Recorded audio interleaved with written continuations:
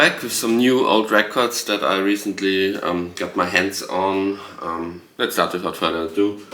The same as usual, just different records. The first is maybe at least in my estimation, most underwhelming record or CD in this case, of this episode, The Best of M People. I just wanted to listen to some 90s acid house pop. This is a very mainstreamy poppy version of what was acid house in around Manchester, Hacienda and so on in the late 80s, early 90s.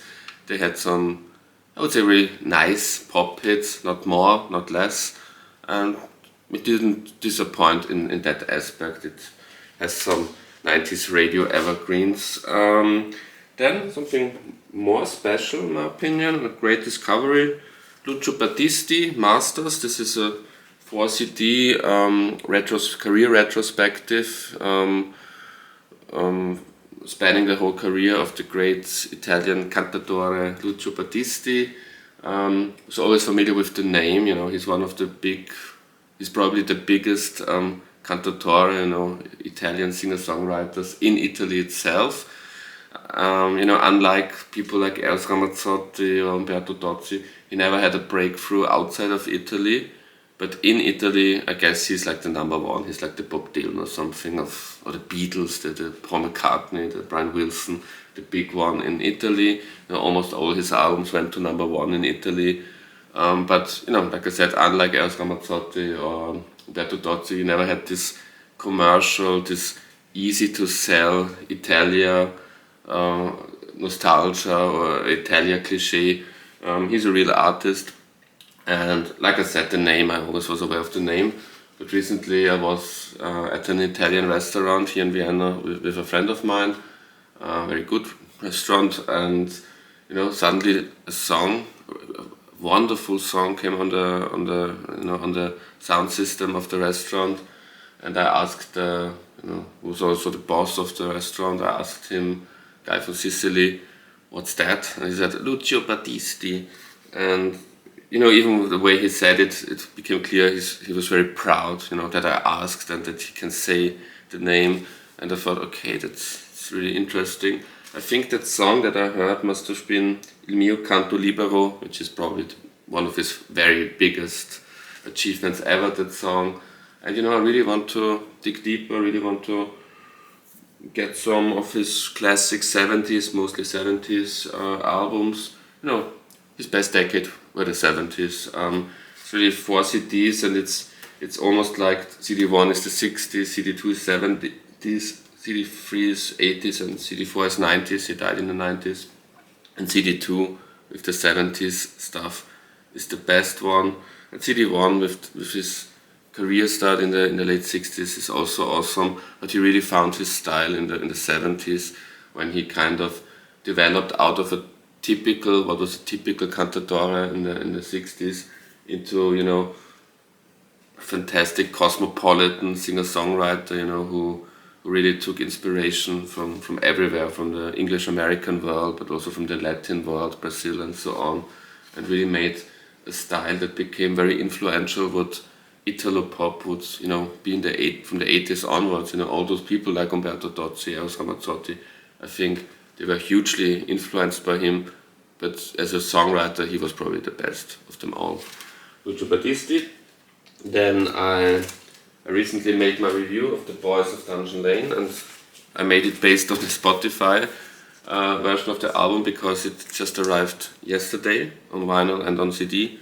And one thing I have to say is the artwork is really, the front cover isn't really that special. But it's also great when you have it in your hands, because it has this this imprint, like an extra texture by George Harrison. It has an extra texture, so that's also nice. And the book and the booklet are awesome. All those handwritten notes and lyrics by Paul McCartney, and it's a nice artwork concept in general. And the album, it grows and grows. Already in my review on the day it came out, I said this is probably somewhere between number 11 and 15 in my ranking of Paul McCartney albums. There's 31 albums now. And I said it's somewhere between 11 and 15, and now 4 or 5 days later, and listening to this, it always sounds better on vinyl and CD. I have to say, it's at least number 11. Maybe it's my number 10. Maybe it makes it into the top 10. And you know, number 10, and when I ranked all the Paul McCartney albums, was McCartney, the classical debut album from 1970. So I think I like it at least as much as McCartney. Maybe, you know, in 1 or 2 weeks, because this is a grower, like I said, it gets better and better with each listening. Maybe it becomes number 10, and McCartney gets relegated out of the top 10 to the position number 11. This is really a fantastic late stage album that no one could, you know, really expect from a 83, at the time this video is going to be released, probably 84-year-old person. This is a masterpiece. This is really a masterpiece. A different kind of masterpiece. I also went and finally bought the latest, you know, it's 3 years old, but still the most recent Lana Del Rey album. Did you know that there's a tunnel under Ocean Boulevard? You know, I'm a fan of Lana Del Rey. I have all her albums, but for some reason in 2023 when this came out, I can't remember why, I didn't feel the urge to buy it. But it's it's another great Lana album. It's not my favorite, but you know, maybe it's my number 3 or 4. It's really a very typical Lana album. So if you're a fan, you will love this album. I did love this album. Then I wanted to, you know, try some Randy Newman, probably his most successful album. It includes his only real hit, Short People, which I always liked. You know, I have a best of Randy Newman for decades now, and I never really liked it. So I thought, if his best of, you know, if there's only like 3 or 4 songs that I really like on a best of, I'm probably not going to be a big fan of his. But you know, I bought this, and it's a good singer-songwriter album. I think I'll never come to the stage where I call myself a Randy Newman fan, but it's alright. I can see why this was a success. I bought it in Miami, by the way. Many of the albums I'm going to show you I bought in Miami in a record shop. What was it called? Fruit Fly Records, run by a funny Finnish guy. You know, people from Finland aren't usually known for their sense of humor, but maybe that was the Miami Sun or something. He was a great guy, or he still is, I guess, a great guy. The owner, it's in Coral Gables, in the district Coral Gables. A nice vinyl shop. You know, it's not really a vinyl shop for me because it specializes in, you know, some niche kind of genres, and also very jazzy, fusion, prog, stuff like that. But you know, it also had albums like this, and I bought some here. You will see some of the other albums I bought at this shop. Yeah, nice shop owner, nice record store owner, friendly record store owner from Finland.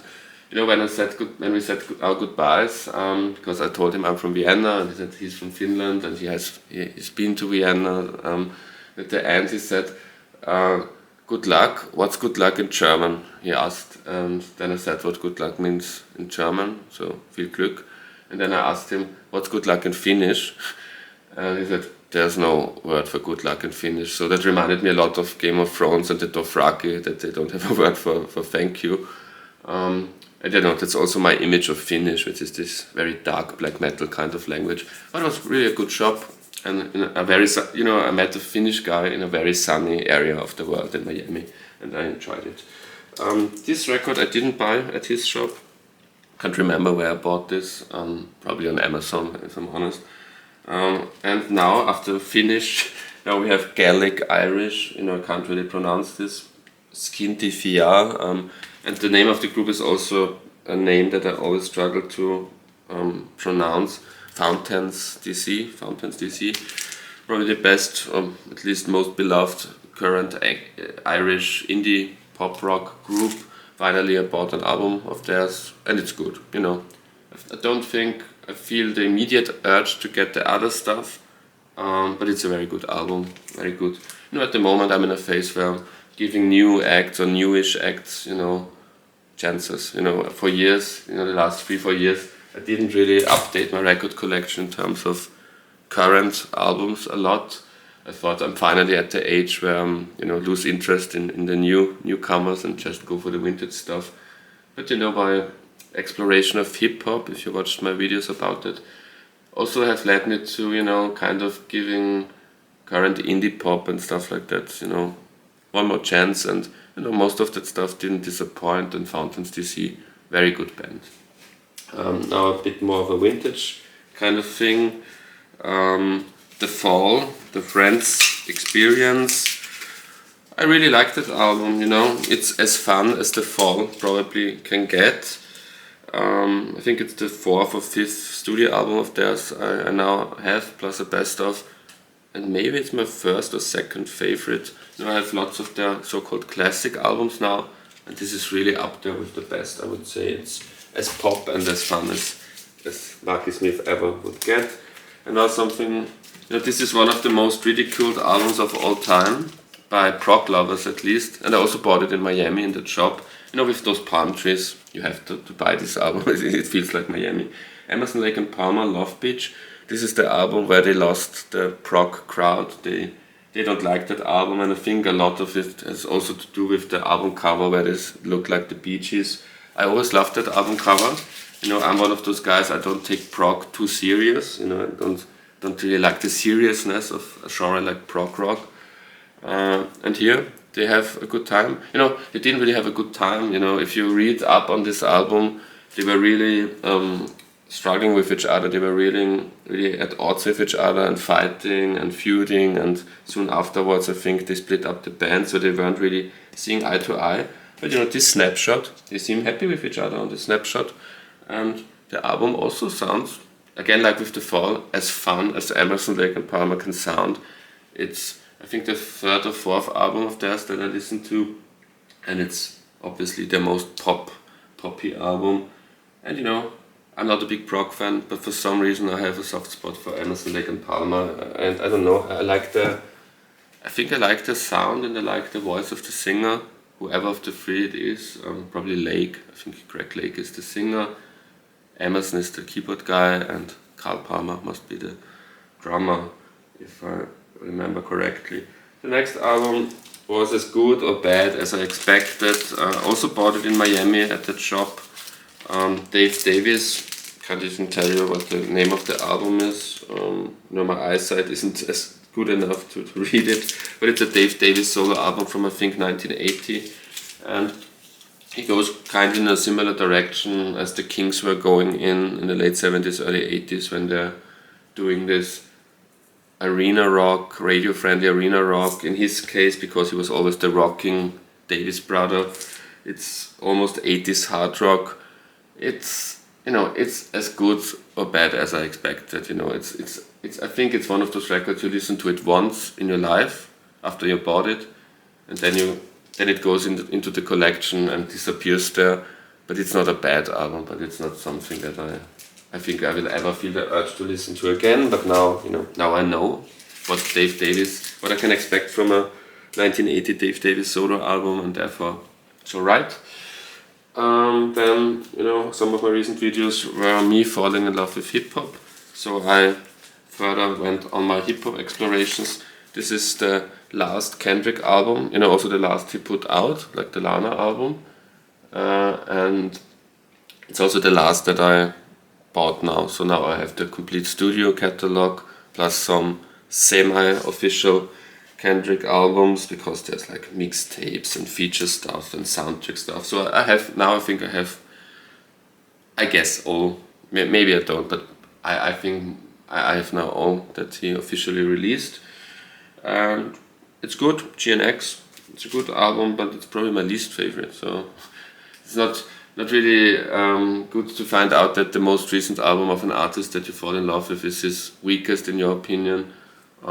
But maybe he will recover from it. It's not a bad album, but it's his most underwhelming album, I would say. And then a different hip hop artist I wanted to find out more about is Ghostface Killer. He made this album with a band called what are they called? Again, my eyesight isn't that good. Bad, not good. So he made this album with a group called Bad, Not Good, like my eyesight, Bad, Not Good. Who were more like a vintage retro kind of sounding R&B soul band, you know, think Stax and Motown from the 60s, 70s, and he rapped, it's their instrumentals, those kind of Motown-esque instrumentals, plus he rapped over it, and it's really good. I think it's one of my favorite hip-hop albums, and we'll dig out more by Ghostface Killer, although I think the rest of his catalog will sound different and more typically hip-hop. He's one of the Wu-Tang Clan people. This is like an outlier where he, made a feature with an album-length feature with this band that you can see here, if you can see it. So it has a very analog, natural sound, with all those real 70s equipment on the record. It's a really fantastic album. What's the name of the album? Sour Soul. Very good album. Thank you very much for watching. Until next time.